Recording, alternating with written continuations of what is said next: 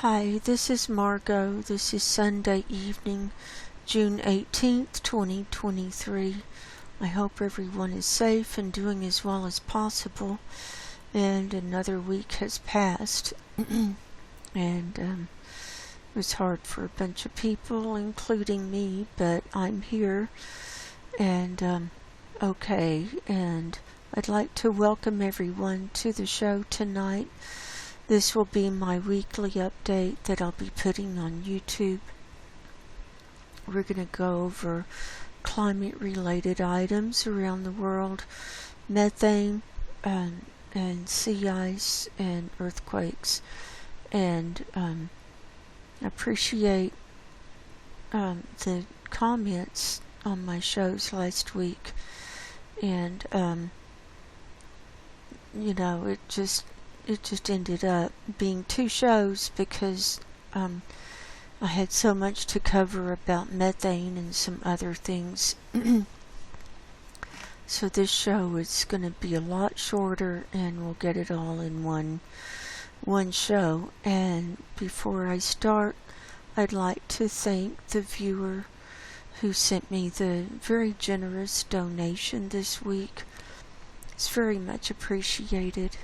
And if y'all would like to support my work, I have a PayPal link in the description box below, or you can join my Subscribe Star page, and that's in the description box below.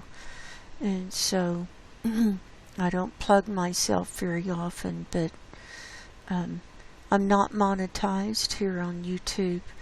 And so this is really a labor of love, and what I feel like I need to do as we head into these end days to keep everyone informed as to where we are climate-wise. And we're so close to the end, and I do believe we are in the end days, and that we really, all of us, need to get our spiritual houses in order and ready to exit the planet. And if they're not in order, you need to get it done right now. So with that, let's get started. And we're starting out here on Climate Reanalyzer.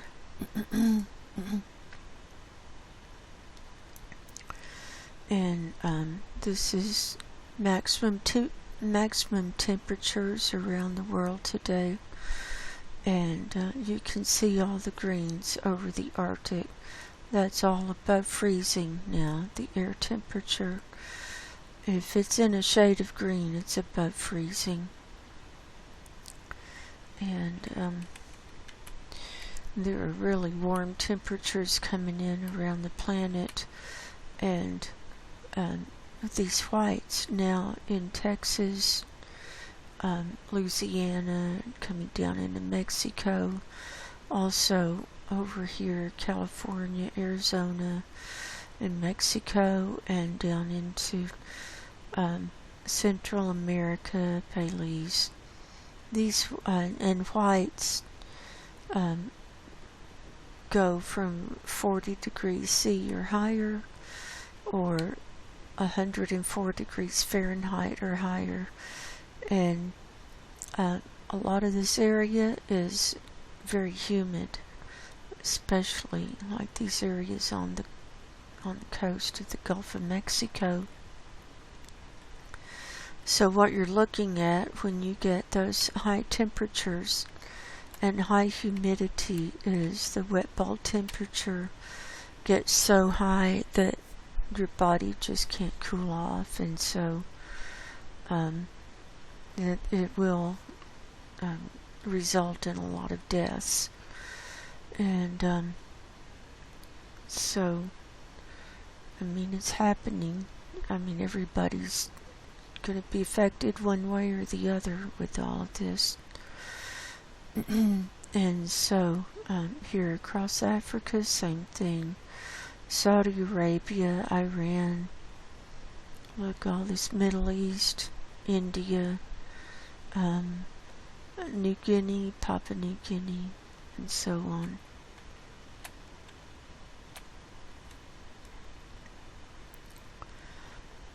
Here's 2-meter temperature anomaly, and so we've got slight browns or tans over the Arctic, so that's higher than normal. Here, the Scandinavian area is in the browns, dark brown. That's about 10 to 14 C higher than normal. See the blues right next to it. Greenland is in the blue, but the ice is melting there and coming down through this west side of Canada in the blue, but then browns all around the Hudson Bay, and the fires. There are lots of fires still. And the smoke, I'll show y'all that in a minute too. And then browns from Texas down.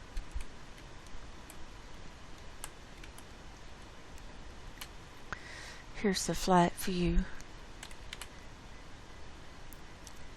And the Antarctic has been higher than normal. At one point it was like 3.55 C higher than normal.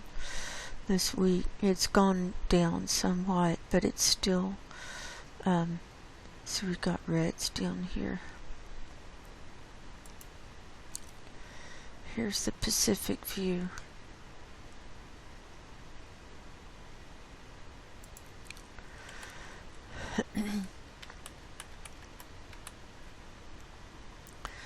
And here's the overview for today. Worldwide, we're up 0.55 C higher than normal. The northern hemisphere is up 0.62 C. The Arctic is down 0.19 C. That's lower than normal. The Antarctic is up 1.3 C higher than normal. Southern hemisphere is up 0.48 C. The tropics are up 0.65 C. So everything's gone down from where we were a few days ago. But I predict it's temporary only. And here's precipitation in clouds, and we've got rain just above Iceland. Also, there's rain here in the Laptev Sea. This is over the sea ice, and then over northern Russia here. Also rain from the Bering Strait all the way up into the Chukchi Sea. And so wherever it's raining over the ice, that'll melt. That rain will just melt it out. We also have rain in northern Canada, see, just above the Hudson Bay, and then snow in these certain areas.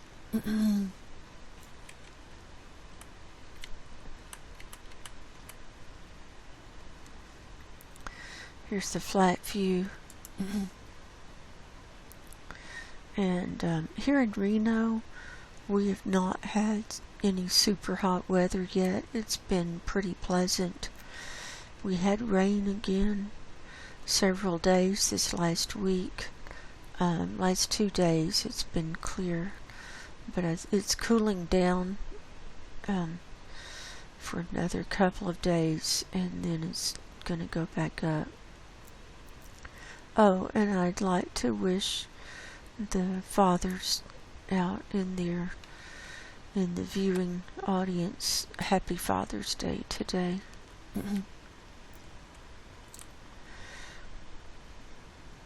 And here are the jet pieces.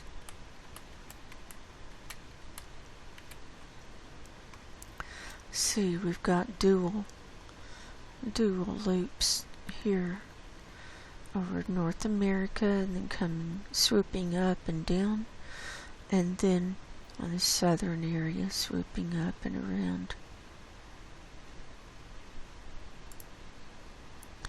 Here's the Pacific view, and see the break, and it splits, comes south and then up. Look at this 1, 2, 3 lines there, and then the fourth one here. And the southern hemisphere doesn't look that much better. So this is causing all this weather chaos when you have jet stream all broken up like that. There's no rhyme or reason.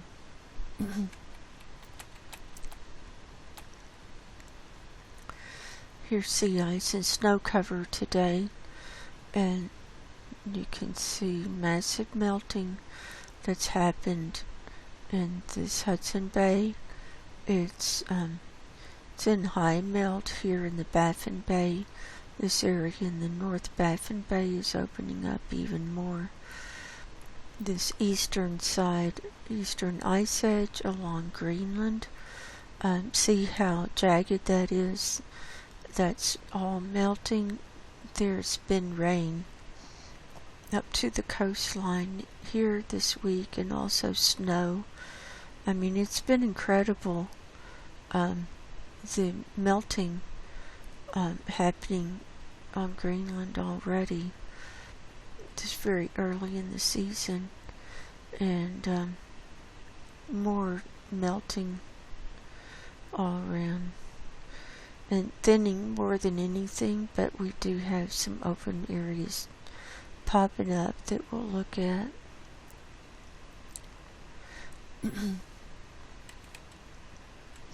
See that Bering Strait's fully open, and this west side of Alaska is fully open.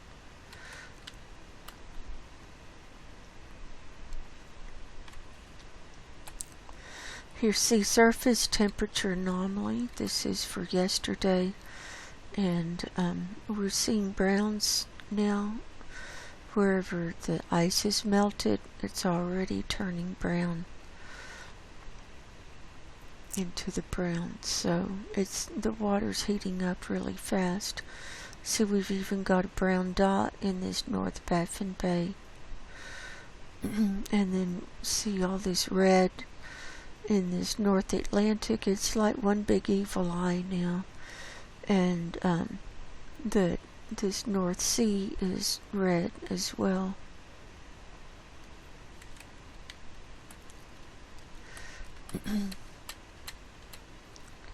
Here's the Arctic view.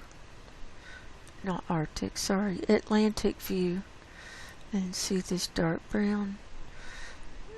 See, it's just, you wonder, like, how much hotter, how much more heat can these oceans absorb? And we've already set records for sea surface temperature anomaly, and it's only going to get higher. This Mediterranean is heating up. Let's see, we've got brown for most of the Black Sea, Caspian Sea, Red Sea, Persian Gulf, Arabian Sea. See, we've got this heavy spot forming in the southern Indian Ocean. Look at the red and pink here, between Japan and the mainland. That's from Fukushima. They're releasing radioactive water into the Pacific, and who knows, they might be dumping it on the west side to try and kind of contain it rather than into the Pacific itself. I don't know. And the browns all across, and the high reading here by South America, we're getting browns on the coast of California now and the coast of Canada. And so on. And so El Nino is coming in, and it's just, we're getting set up for everything. Now we'll move on to methane, and I'm not going to spend time going over all the different charts. I will show all of the NOAA methane data just so you can see. Here's the Met-Op-B satellite for the 17th in the morning, 1000 millibar level, and see all the gray area. It's the whole northern hemisphere and all of Africa and most of South America.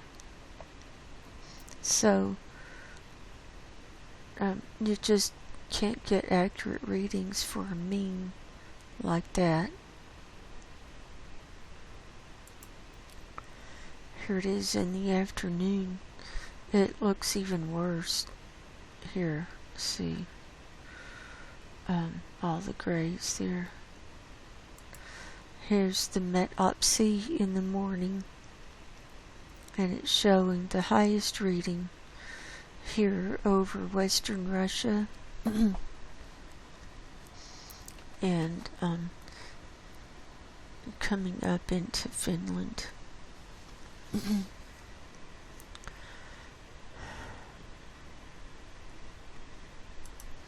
Here it is in the afternoon. Here's the 487 millibar.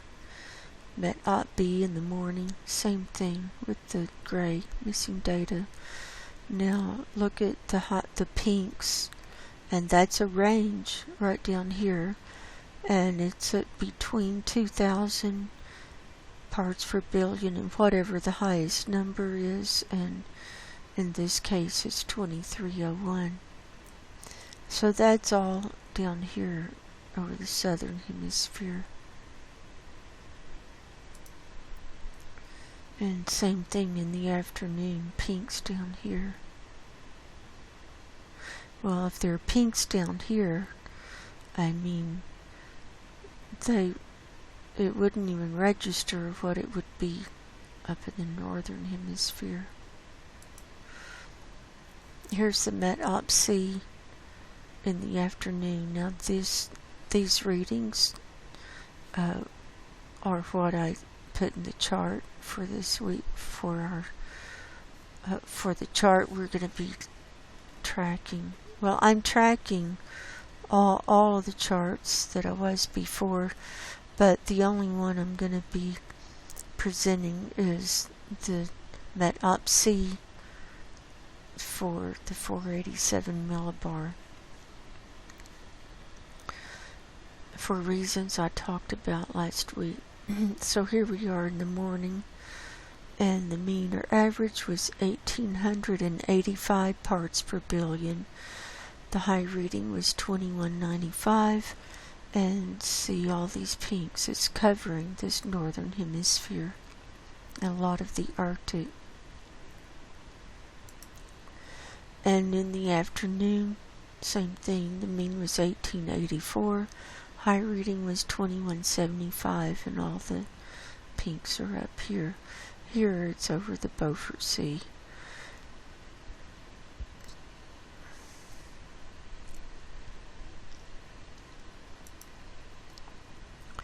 So here's our weekly chart for the 487 millibar for the Met-Op-C satellite, and the 17th averaged out to be 1884.5, so no change over the week before, so flat line there.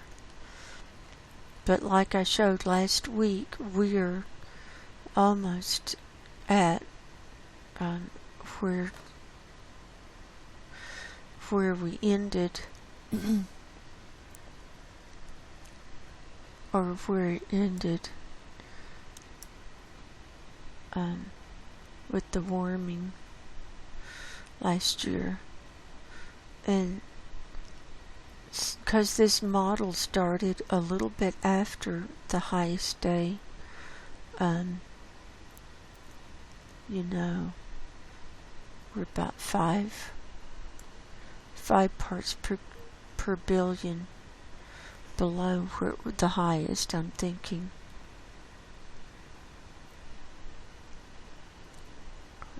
From last year, which is, it's heating up so fast. It's only the middle part of June. And so, let's see what happened this week. So here we were in our show last week. On the 10th, we were, for the 10th, we were 1884.5.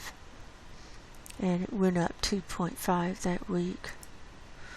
The 11th, no change. The 12th, it went down 1.5. 13th, it went down 0.5. 14th, it went up 1.0. 15th, it went up 2.0. 16th, it went down 1.5. And 17th, it went up 0.5. So, we just went back and forth, just waffling back and forth to finally have the same reading as the week before. So, there's that. Now we'll go over the CAMS data. This is Copernicus Atmospheric Monitoring Services, methane forecasts.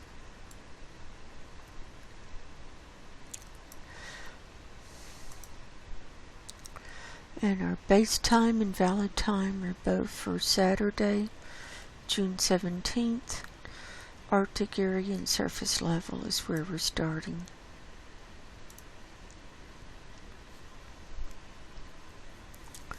So the data is for Saturday, and the forecast period is Sunday, Monday, Tuesday, Wednesday. So right off the bat, we've got our problem spot. Oh, we've got to make it go again.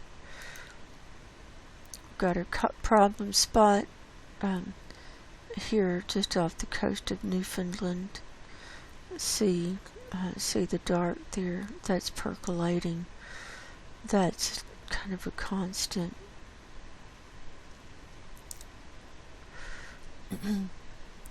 You can see it streaming up from the UK, and UK is just covered in that dark methane. Here it's coming up off the coast of Norway. It's also streaming up through the North Sea, and here from Norway over to Western Russia, so that includes Norway, Sweden, Finland. And then Western Russia, it's just one big blob.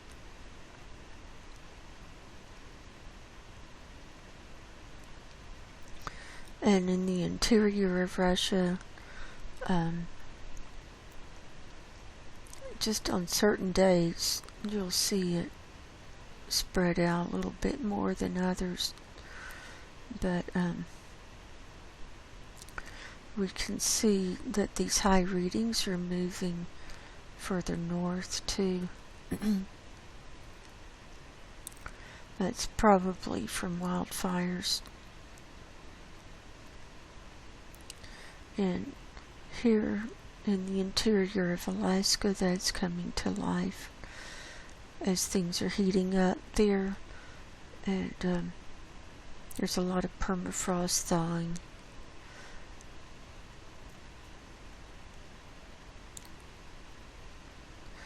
Okay, I haven't even focused on CAMS and mollets, so let's look at that now. Here we're starting over. So there's a little release there. So it's starting to come back to life. It's not hemorrhaging or billowing like it has in the past, but it's still showing activity there. And then here in North America, we have areas all the way across Canada, so just depending on the day, but especially high readings just south of the Hudson Bay. And here in the U.S. it looks awful, and it'll get worse. I mean, this is just the beginning. When is the first day of summer? I don't even know. Probably, what is it, tomorrow? Probably is. I don't even know. Let me look. That'll be longest day of the year for the northern hemisphere, and the shortest day for the southern hemisphere.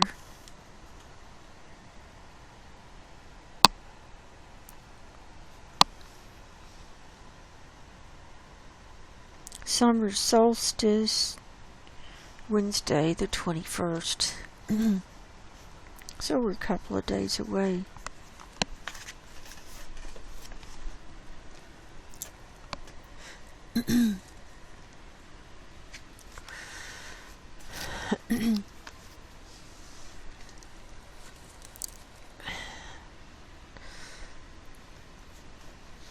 Alright, so this eastern seaboard is all filled up. See it streaming off higher readings, and these background colors are higher even when it pulses down. That's when it's nighttime over here, and when it pulses up higher, that's when the sun's up. And same on this side. That's why you see it opposite on opposite sides of the globe, because like when it pulses up here over North America, it's down over Russia, because it's nighttime when we're in the daylight. So anyway, see, it's just one big blob now in the middle of the country. West Texas is looking worse. There's California. Certain areas are really super high. Any area that's heavily populated, or they're doing oil drilling, or they've had a lot of rain, vegetation that's decomposing, like swampland, you'll have high methane. Also, like rice paddies give off super high methane. That's another source. And believe it or not, termites give off methane. That's listed as one of the sources of methane is termites. So there's that.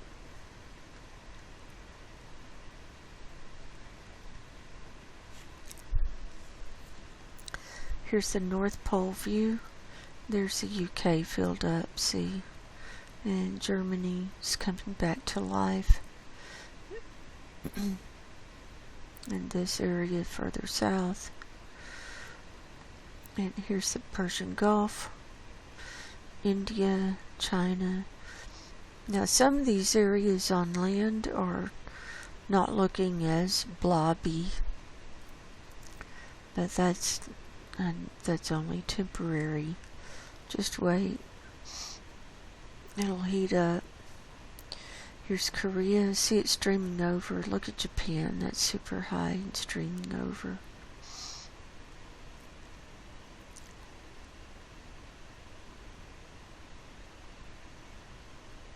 And these waves, the green waves moving out.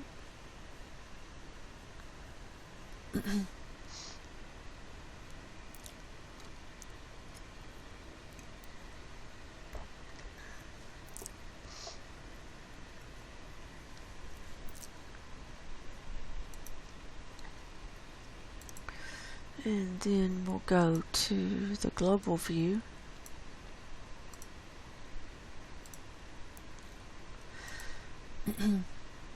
Yeah, one thing you're noticing, so the main background color down here in the southern hemisphere is the 1840 parts per billion.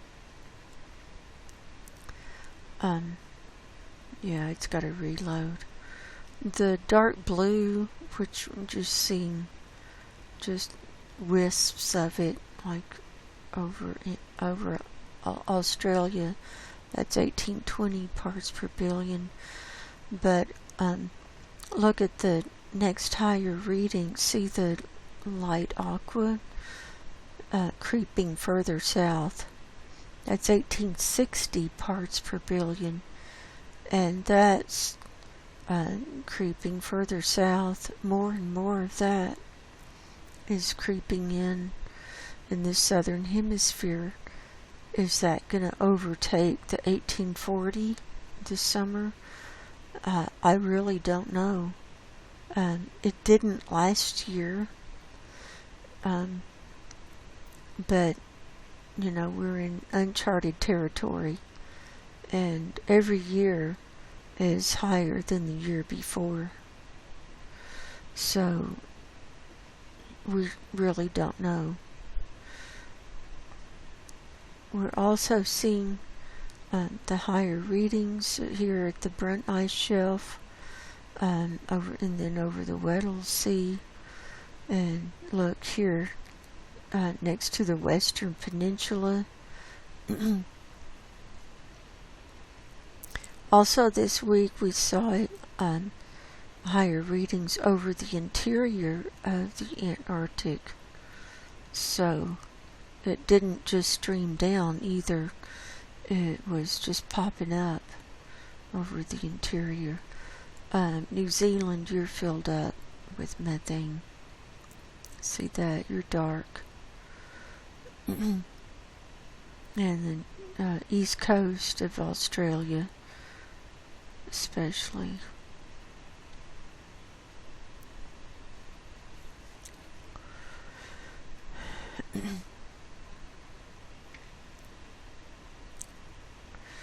And I have some thoughts I want to express that I can't do it here. I'm probably going to do like a blog talk show where I just talk, but it's about AI, and I have some very strong opinions on that, and so I'm thinking I'm going to do a show in the next few days, as I've got to get the word from God to tell me when to do that. But when I get that, I will let y'all know and give you the link to it, and because I think y'all need to, you really, this is some serious stuff you need to consider.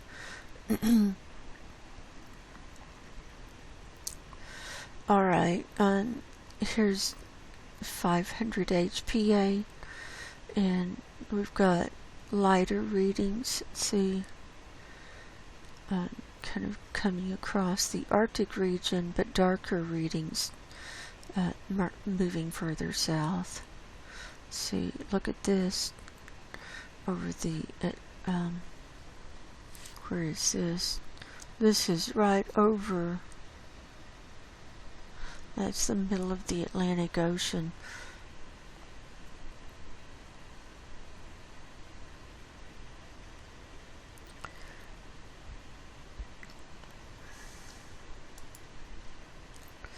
And then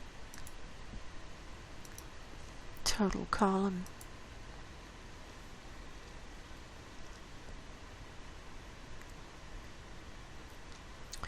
Here's China. See how far north that heavy reading is. And the Russia border is right up here, but anyway, you got heavy through there and over East India and so on. So there's that. And then we'll go over the rest of these things from CAMS. Here's sulfur dioxide readings today. Highest readings are still over Mexico. That's from the volcanoes going off.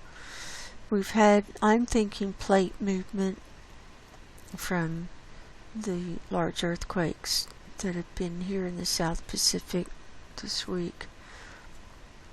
I'm thinking that's what these higher readings are from.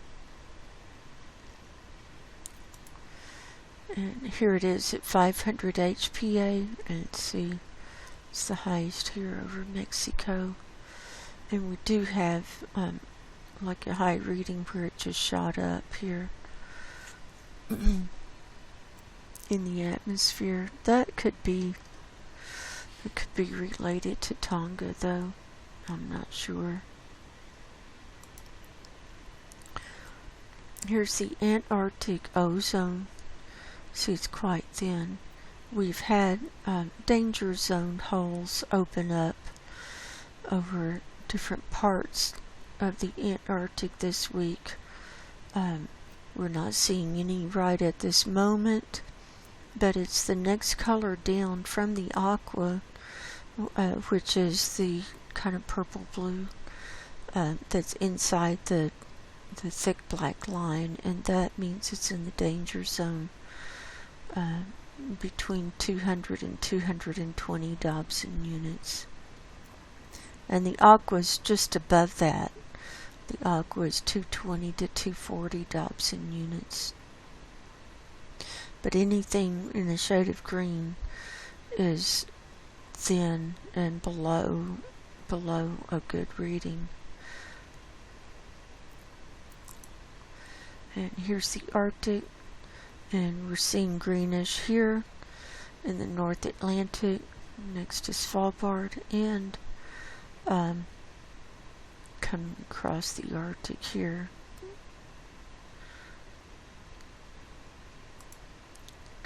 Here's the global view. Here's this bright sea coming up on the Pacific and South America.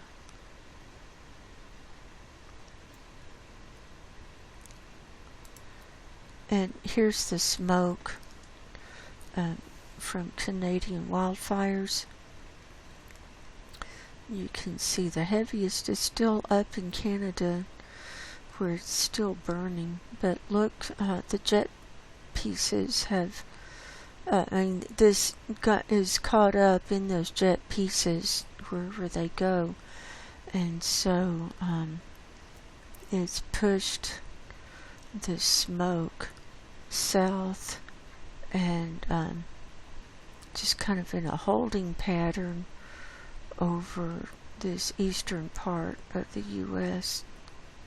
And it's come very far south, and see the gray is even down to the Gulf of Mexico and covering a lot of Texas.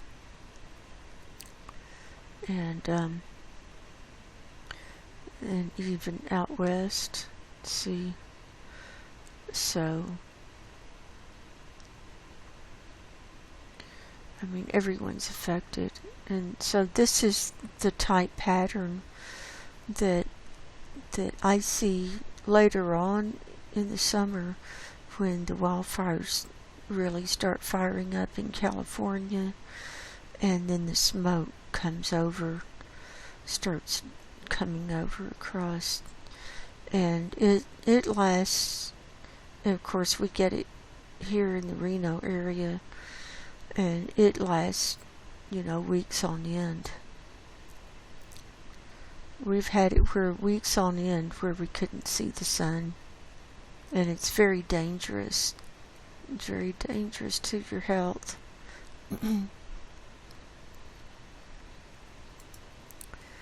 And I took a few earthquake pictures for today. There were 177 earthquakes worldwide today. You can see some big dots here. And look at all this activity around the red lines. Here in the north end of the Cocos Plate and at the Imperial Fault Line was a 6.4. This is in the Gulf of California, and this red line becomes the San Andreas Fault Line. So when you see movement down here, you're going to see movement on the other end as well. And this is in Northern California. Here's the San Andreas Fault Line. And this was a 4.4 near Talmadge, California. This was just like northwest of the geysers. This came in last night at 8:44 p.m. Pacific time. So that's a higher, bigger magnitude than we normally see there. Also 6.0. Right on the red line. This is the Antarctic plate line. This is south of Africa. This came in today at 2:59 p.m. And right up here, the blue dot, this is an Arctic earthquake that came in just on the coast of Alaska. In the Chukchi Sea here. This dotted line is the Arctic Circle at 66 degrees north latitude, so this is just above that. 2.7 near Kivalina, Alaska. That came in today at 1:21 p.m. And that's it. And so I'm going to take a little break, and then I'll come back with the sea ice. So stay tuned. Okay, I'm back, and now we'll move into the sea ice part of the show, and we're starting with the U.S. Navy models. This is Arctic sea ice thickness for today, and the color ledgers here on the right. And we can see the aqua is predominant, different shades of aqua from dark aqua, which is about 1.5 parts per billion, up to brighter aqua, which is like 2 to 2.5, not parts per billion, meters thick, 1.5 meters thick, sorry, up to 2 to 2.5 meters thick. So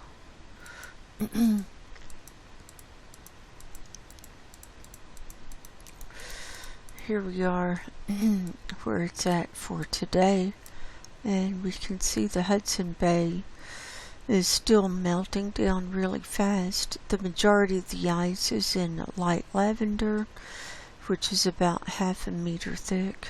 These tributaries are opening up, and melting pretty good. And here's the Baffin Bay, and we can see that's in high melt. This North Baffin Bay is open, and also this area, which is one of the main routes of the Northwest Passage. Let's see, that's melting pretty good too. And here, see the fringy ice next to Greenland that's melting.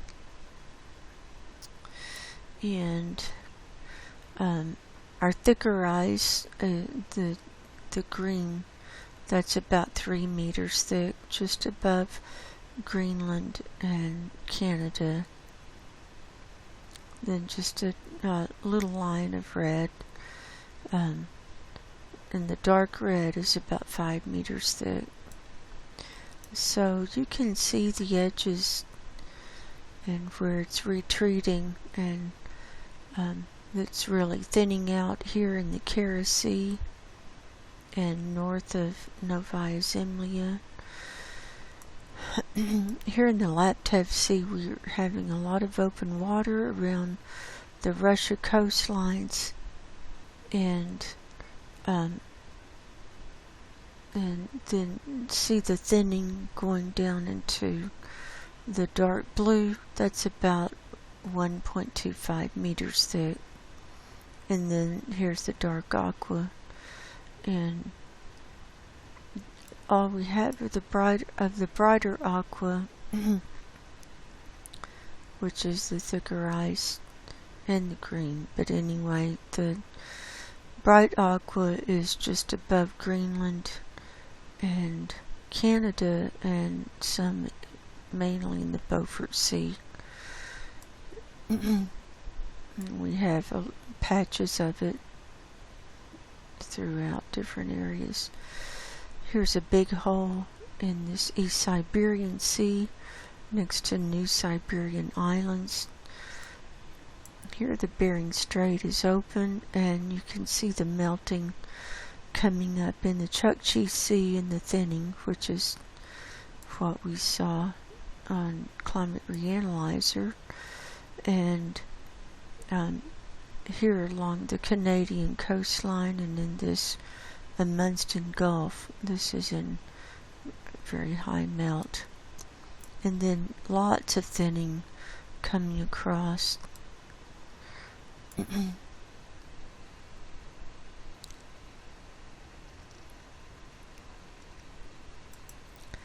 And here's the 30-day animation. This was updated to today. So the data goes back 3 weeks, and the forecast period goes out to next Sunday.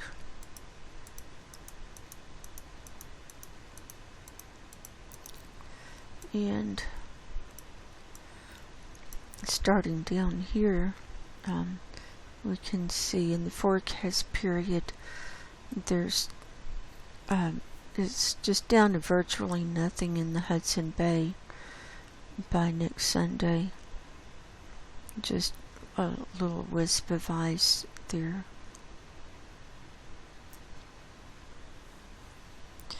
Lots of retreat and thinning here in the Baffin Bay. You can see the ice flowing down through these tributaries.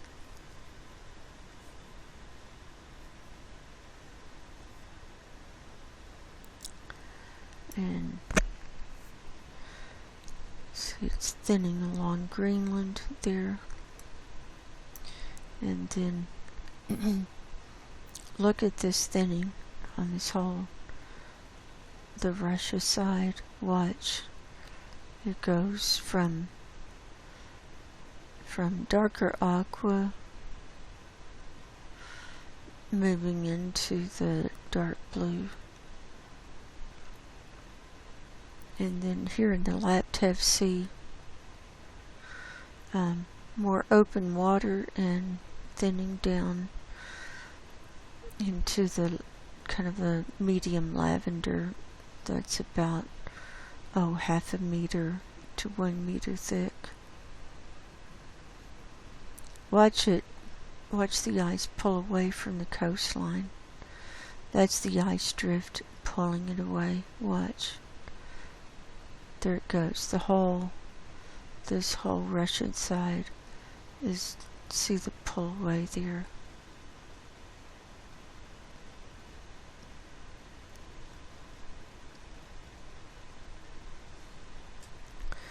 Okay, I'm going to stop it at the end here. Okay. We're at the end of the model, so next Sunday, look at this thinning here in the Chukchi Sea. It's quite remarkable.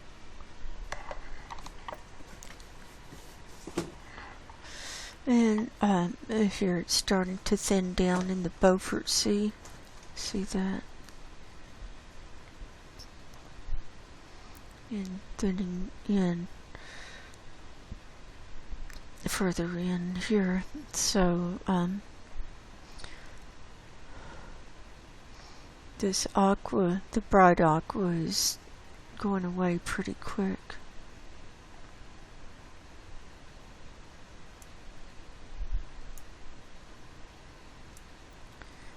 So there's that.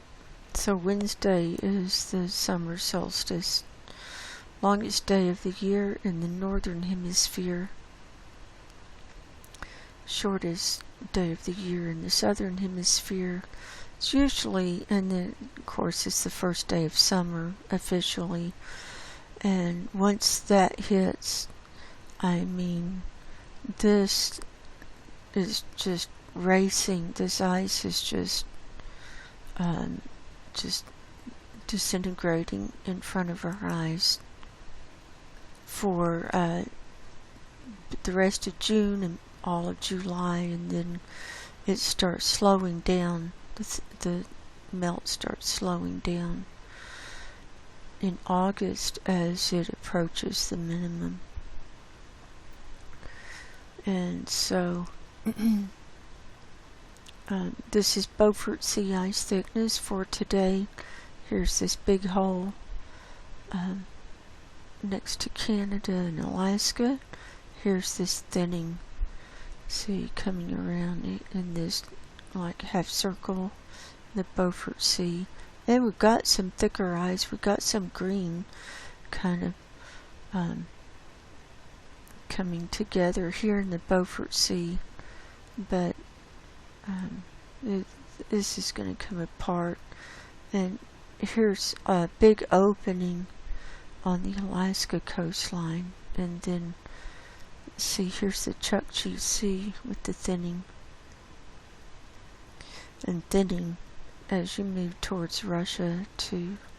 And here's the red, the dark red. That's all that we have is right along this Canadian coastline, a little bit along the Greenland coastline of 5 meters thick. And you can see that's breaking up. The ice drift, it pulls it away from the coast and then pushes it back, and when it pushes it back, that thicker ice gets pushed into these tributaries to exit.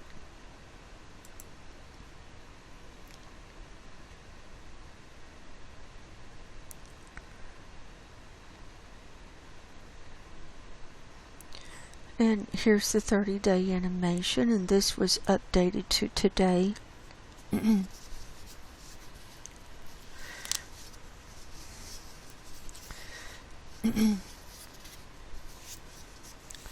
And you can see the thinning here in the Beaufort Sea. Look at the change from bright aqua down into the dark aqua. See? Look at this. Watch right here. See? And this Chukchi Sea, that's moving into the dark blue really fast. So all of this is really coming apart fast.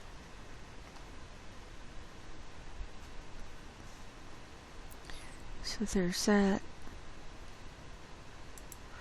And here's the Antarctic sea ice thickness for today. And here we're seeing a little thickening in the Ross Sea, moving from purple to dark blue, and still open on this west side of the Western Peninsula.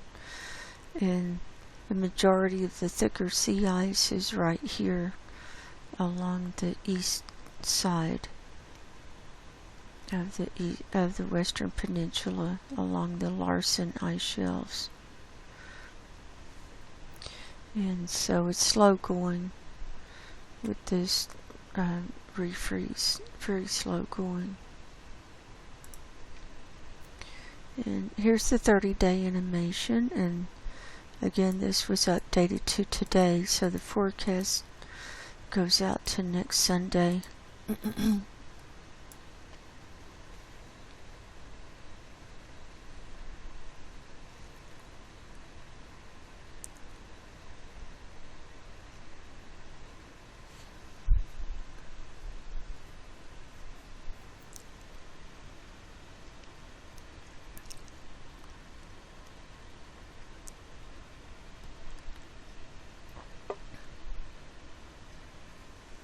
So it's just barely inching out. And this is National Snow and Ice Data Center from yesterday. Arctic sea ice concentration. See the dark blue here in the Hudson Bay. All the blues, that's where it's melting. And the darker the blue, the more it's already melted and come apart. And see, we've got blue here right around the North Pole too. And this brown line is the median. Here's the extent chart for the Arctic.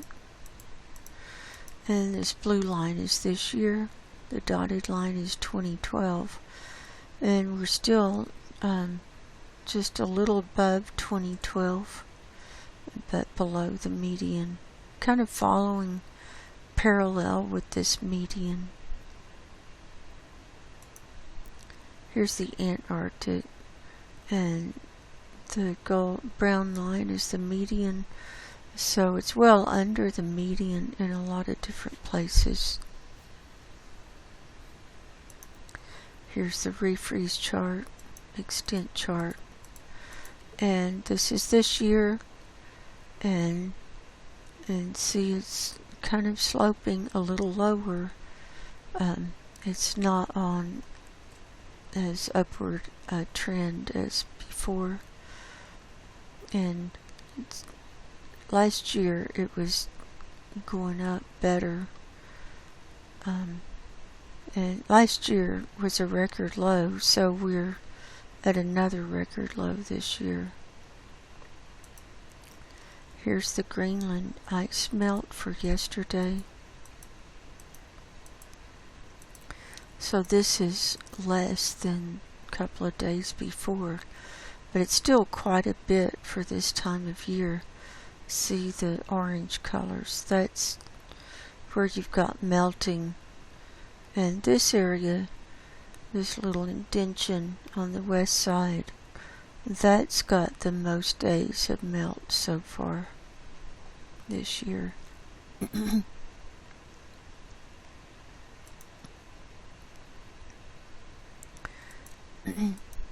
Here's the cumulative melt days. And see, heaviest here on the left side, and then on this southeastern coast too. But look how far in it's already had some melting. It's really phenomenal. I mean, it's melting further in than before.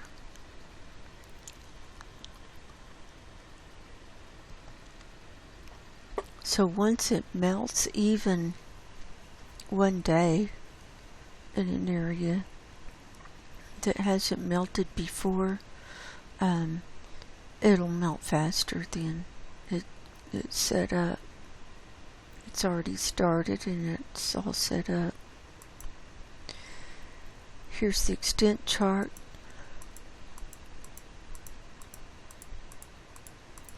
And here we are today. It's kind of gone down. It looks like about 8% melt. Still above the median. And earlier this week, see, it jumped up, it went up to about 15% melt, and then it just barely went down, and then it jumped up to about 17% melt, and then here it fell off down to about 8% melt, but still melting.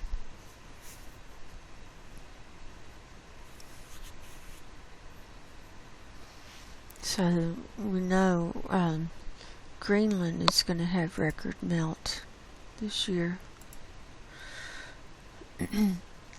Alright, let's refresh. Make sure we've got everything. Now we're looking at NASA Worldview And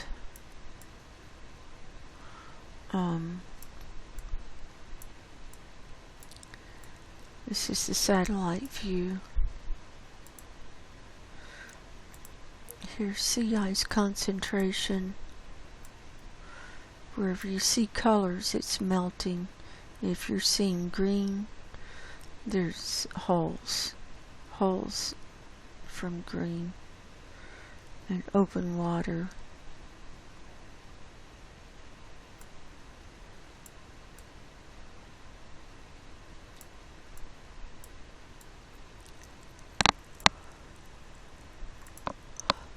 And the nighttime layer's not working.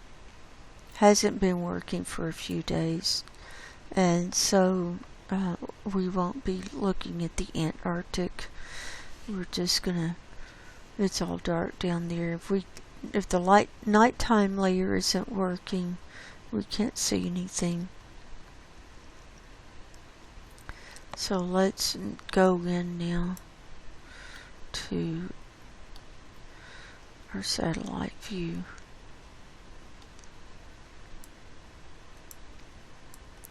And this is kind of my starting point here in the Lincoln Sea. Pretty cloud covered there. Here's yesterday. This is a better view. Look how this is breaking up. And look how far out already. See, the leads are opening up. It's very early in the season to see it like this. And this ice is exiting down here through the nearest strait. And now you can see the melting in the nearest strait, and it's coming down. See, it's flowing down. Here's a cloud, and then here's melting at the other end. And see the pieces, that's where it's breaking off. And then here's the Baffin Bay. So I wanted to show, I wanted to show right down here on this opening. This is, oh wait, here we are today. So that's a little cloud cover. So I wanted to show, like here we are last week, and look at all this ice. It had been solid here, and then all this broke up. Now watch.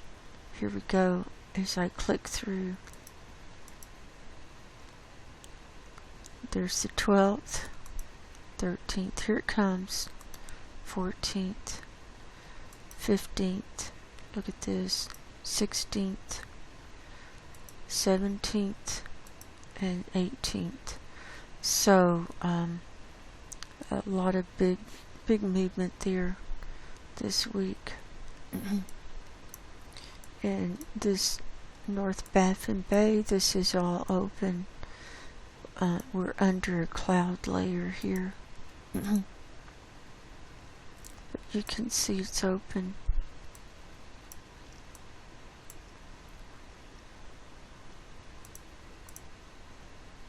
And look at, see the ice turning to this aqua color. That means it's melting and breaking apart. You can see where it's breaking apart. So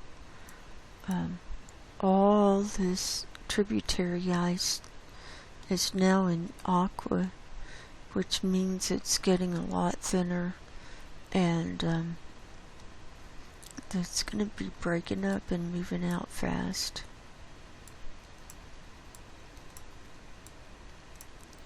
Here's the Hudson Bay. Here's the little skim of ice over the interior.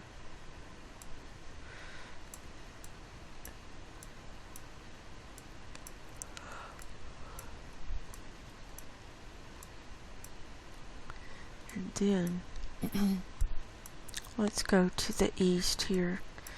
here, we're at this east side of Greenland. See the melting there.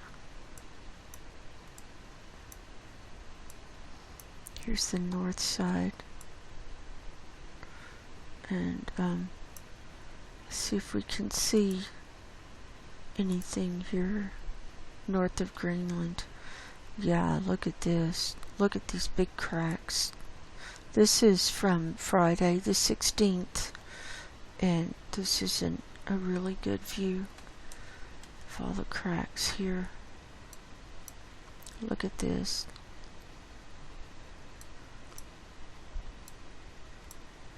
And here it is coming up to the North Pole. Here's the North Pole on the 16th, and what a view. Look at this ice all broken up. You can see open water. See the dark?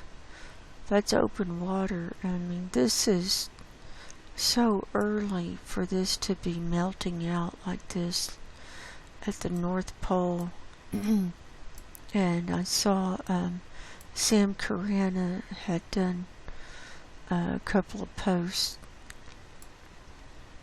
in the last few days about, one was about the Arctic and showing what I had showed last Sunday about the ice melting up near the North Pole, and he was saying that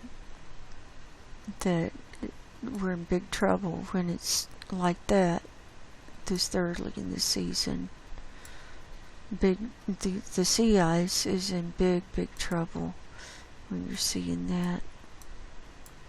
And here we are today, and see, it's opening up more. You know, we've got clouds here to deal with. Now look at this east side. See, this is breaking up.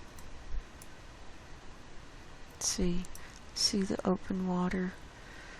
So anywhere you have open water, even if it's just a little tiny area, that's absorbing heat from the sun, and rather than reflecting it from the ice. And so as the water heats up, it's melting the ice even faster. Look at this.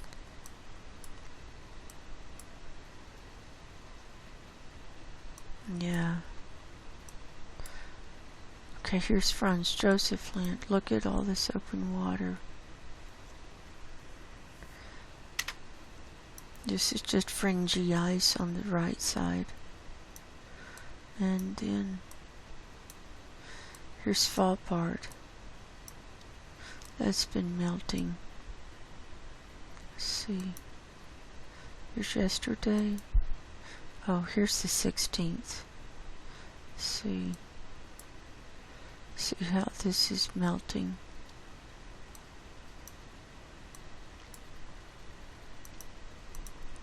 Here we are today with clouds. Okay, coming on around.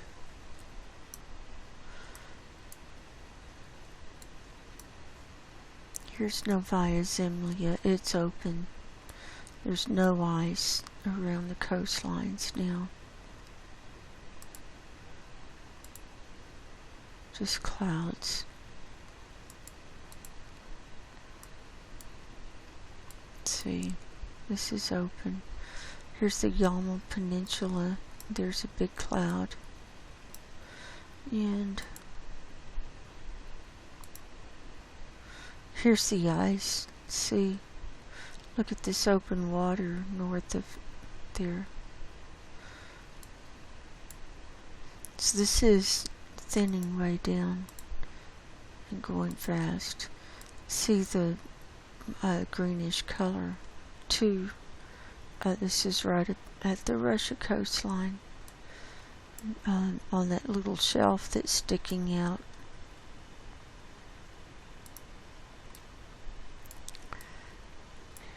And here's Severnaya. Here's Comsomolets.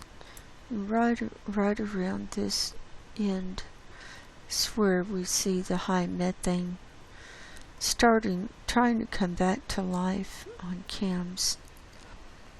And you see, here's open water right next to it. See, that's melting.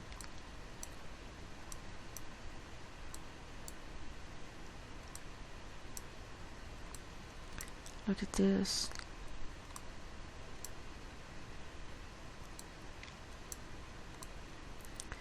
Okay, here's the Lactef Sea. Look at all this open water. Here's the Taimyr Peninsula. Comes around. We've got a little ice there and then open water. So this is the Russia coastline with the Lactef Sea.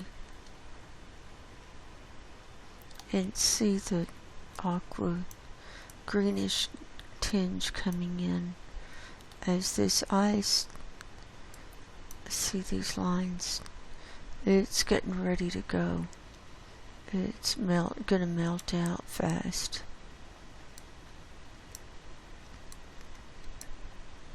Here's New Siberian Islands. See the blue there? Here's a hole too. Big hole there. And here's the East Siberian Arctic Ocean. And look at this melting. See that? That's coming apart fast. And this area, East Siberia, Arctic shelf, and here in the Lactef Sea, these are areas that they found humongous methane deposits, very ancient methane deposits in the seabed, in the permafrost, in the seabed there. So as this melts and opens up, you know, it's going to heat up that seabed even more. And, you know, we'll see releases of methane. Look how open this Bering Strait is now. And here's the Chukchi Sea. Look at this. A lot of open water there.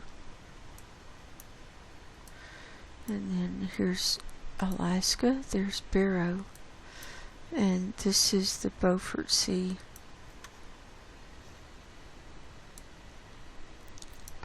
And then down here by Canada, look at the green.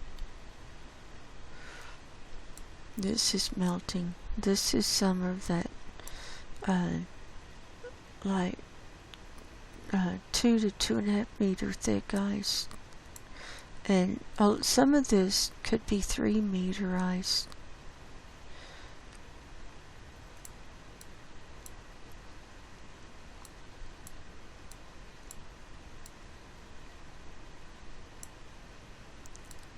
Then coming around, here's Ellesmere Island. Look at the green here. You know, this is very frightening to see all this blue-green come in, like, just like right now, rather than white, because that's thinning and melting is what that means.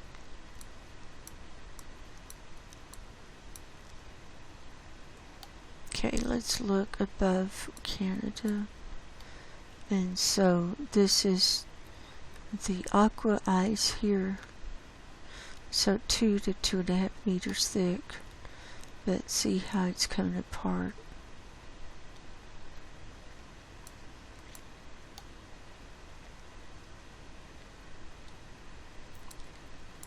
And we'll go over here. And I think that's about all we can see. Oh, did I call this Ellesmere Island? It's not. It's over here. So if I said the wrong name over here, I apologize.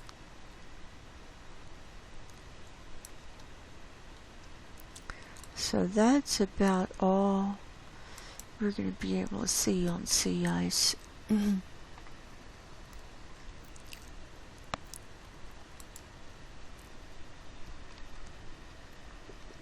Now let's look at earthquakes. We already saw the pictures from today. Right now there are 179 worldwide. And the earthquake makers are at home, meaning the people who do quarry blasts and explosions. And so we're going to see you always see lower, almost always, this lower number of total earthquakes when they're not doing quarry blasting. And with tomorrow being Juneteenth holiday, it'll probably be another low earthquake day because the earthquake makers will be at home again. And so here we are. Let's see if there's anything else we need to look at from today. I don't think so.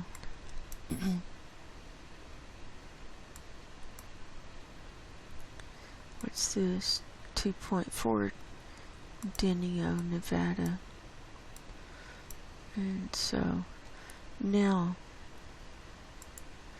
let's go to 7 days, all magnitudes. Here we go. And see the numbers down. This week we had 1,745. The last few weeks it's been over 2,000. Just depending.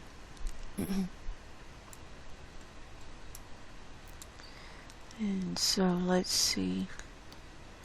Right down here at Tonga, this is pretty troublesome. 25 here in the Tonga region. The 4s, a lot of 5s, a few 6s, but this all kicked off here on the 15th with a 7.2 south of the Fiji Islands right here.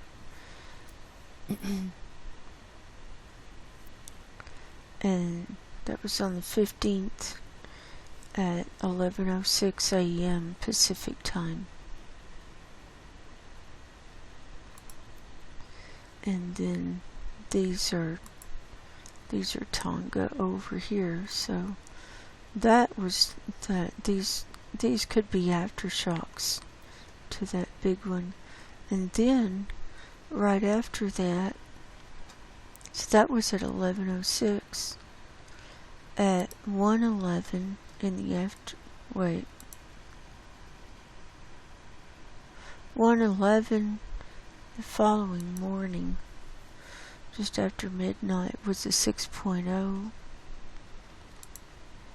and then 4s and 5s. And then on the 16th, just after noon, 12:10, was a 6.2, and then another 6.0 here on the 17th at 4:26 in the morning, and then 5s, and that's it. But 25 here, big ones this week. So that's kind of worrisome.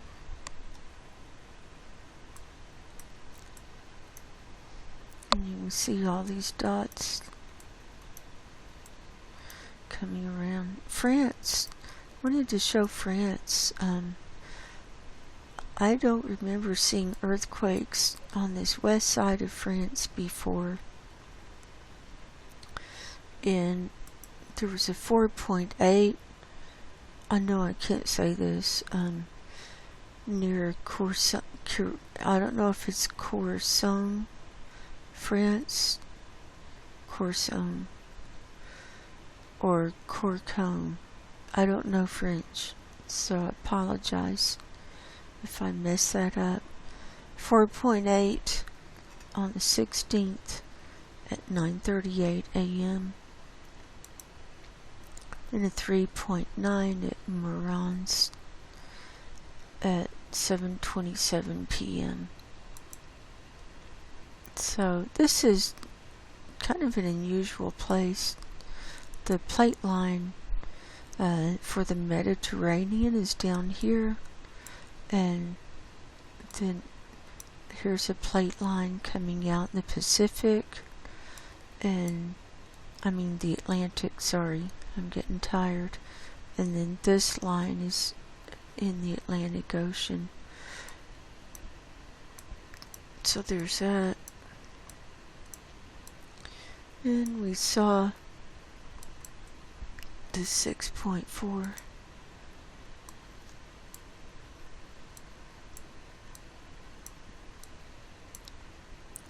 Up here at Hawaii, Alaska. Man, I'm tired. I'm saying all the wrong things. Alaska, 658. And see, we had some more on this west coast of Alaska. So I think that's significant. There was a 5.0 near Karluk. This was today. That was the largest, I think, this week. Then here in the lower 48, look at this activity at the Juan de Fuca plate and the fulcrum point. So we've got 9 here. We had out here on the Juan de Fuca plate was a 3.0. That was the largest on the 12th. And then we've got 3.1, 3.0, 2.6, and so on here on the fulcrum point. And here's that big one, 4.4, Talmadge, California. And then see it following the San Andreas fault line. So, yeah, we've got movement all the way up.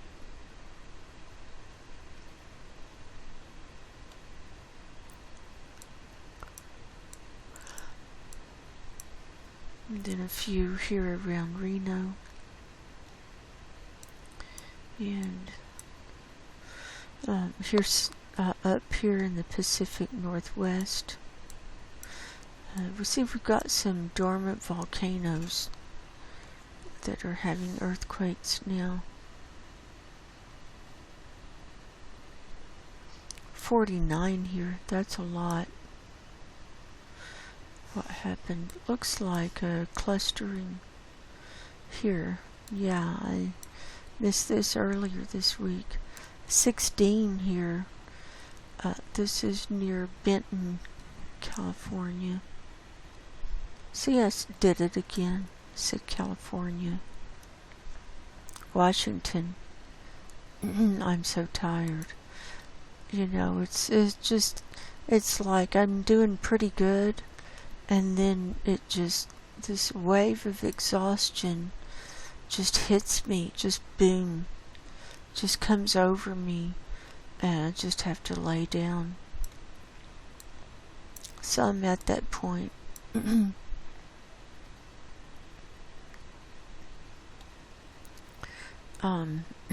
Wyoming. Look at this. This is south of Yellowstone. We've got 5 here. They're all 2s. So we've got a lot of clustering too. Some, not that many, just huge swarms, but clustering. Here in West Texas, 36 this week. This is where we're seeing methane come up. Billowing or hemorrhaging on CAMS. So these are 2s and 1s.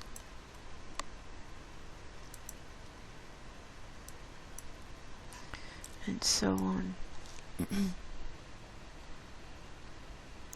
So that's my report for this week.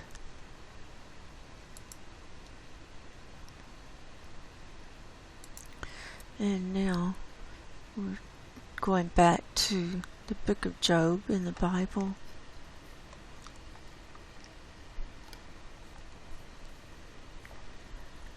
I like to bring my shows back to a spiritual perspective, because we're talking about collapse of everything in the end times, and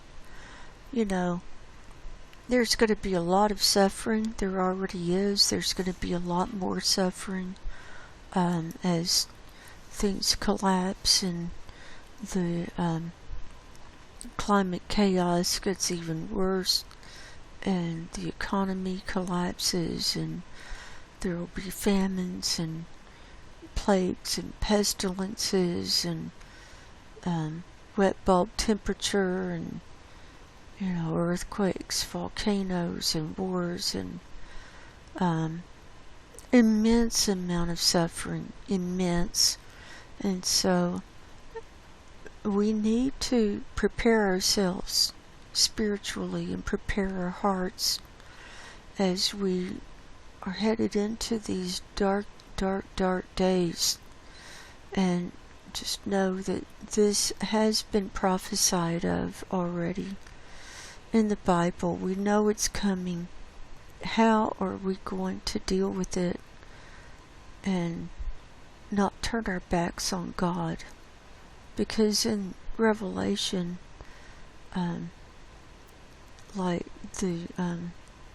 all these things happen, and is to get people to come to God and repent, and they don't repent. They don't call out to God for help, and they don't repent. And so each judgment is worse than the one before. But it says in Revelation that no matter what happens, like the evildoers will not repent, no matter what. And there's weeping and gnashing of teeth as they're wanting to die and they can't, and all this stuff. So here we are in the book of Job, chapter 36, and Job was tried by Satan. God allowed this, and because Job was like the most faithful man of God at that time, and Satan didn't have a worthy opponent, he thought, and so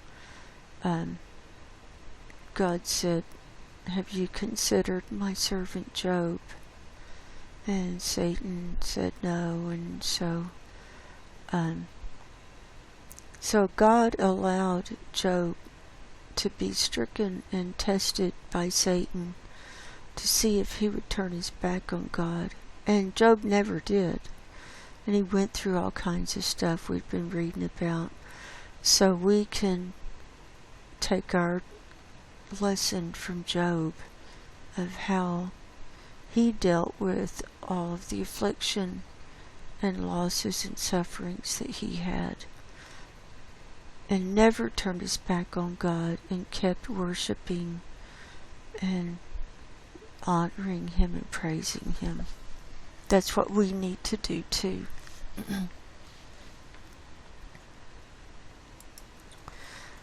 Job chapter 36. Elihu also proceeded and said, Suffer me a little, and I will shew thee that I have yet to speak on God's behalf. I will fetch my knowledge from afar, and will ascribe righteousness to my Maker. For truly my words shall not be false. He that is perfect in knowledge is with thee.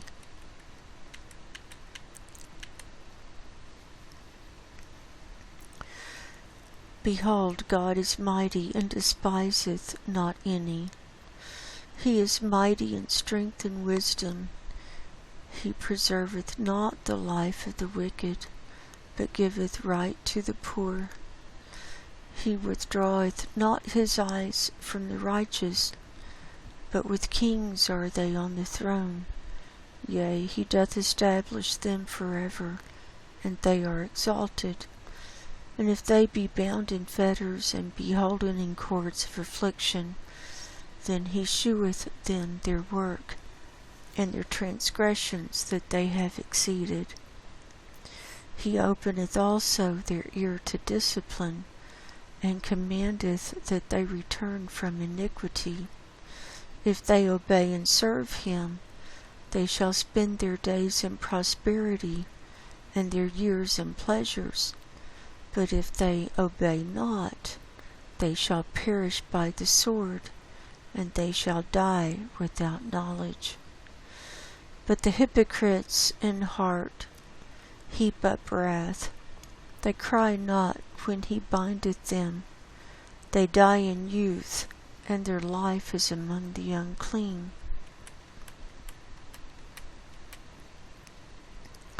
He delivereth the poor in his affliction, and openeth their ears in oppression. Even so would he have removed thee out of the strait into a broad place, where there is no straightness, and that which should be set on thy table should be full of fatness. But thou hast fulfilled the judgment of the wicked. Judgment and justice take hold on thee. Because there is wrath, beware lest he take thee away with his stroke. Then a great ransom cannot deliver thee. Will he esteem thy riches? No, not gold, nor all the forces of strength. Desire not the night, when people are cut off in their place. Take heed, regard not iniquity, for this hast thou chosen, rather than affliction. Behold, God exalteth by his power. Who teacheth like him? Who hath enjoined him his way? Or who can say, Thou hast wrought iniquity? Remember that thou magnify his work, which men behold. Every man may see it. Man may behold it afar off. Behold, God is great, and we know him not, neither can the number of his years be searched out. For he maketh small the drops of water, they pour down like rain according to the vapor thereof, which the clouds do drop, and distill upon men abundantly. Also, can any understand the spreadings of the clouds, or the noise of his tabernacle? Behold, he spreadeth his light upon it, and covereth the bottom of the sea. For by them judgeth he the people. He giveth meat in abundance. With clouds he covereth the light, and commandeth it not to shine by the cloud that cometh betwixt. The noise thereof sheweth concerning it, the cattle also concerning the vapor. Job chapter 36.